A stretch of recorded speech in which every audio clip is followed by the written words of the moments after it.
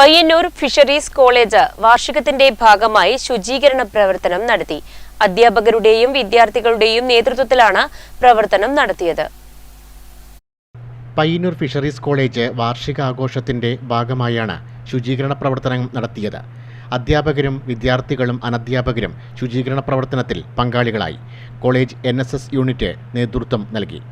മലബാർ ഭാഗത്ത് ആദ്യമായിട്ടുള്ള ഫിഷറീസ് കോളേജാണ്. ഇതിവിടെ വർക്ക് ചെയ്ത് തുടങ്ങിയിട്ട് ഇപ്പം 1 year ആയിട്ടുണ്ട്. അപ്പോൾ ഞങ്ങളുടെ കോളേജ് ഡേയുടെ സെലിബ്രേഷൻ്റെ ഭാഗമായിട്ട് NSSകാരും അതുപോലെ തന്നെ കോളേജിലുള്ള ബാക്കി കുട്ടികളും കൂടി ചേർന്നിട്ടാണ് ഇന്ന് ഇവിടെ ഒരു ക്യാമ്പസ് ക്ലീനിങ് പരിപാടി നടത്തുന്നത്.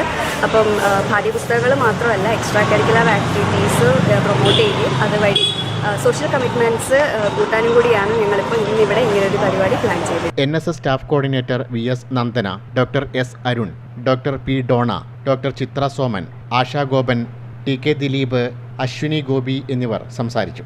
ഈ മാസം 17-നാണ് കോളേജിന്റെ വാർഷികാഘോഷ പരിപാടികൾ ആരംഭിക്കുന്നത്.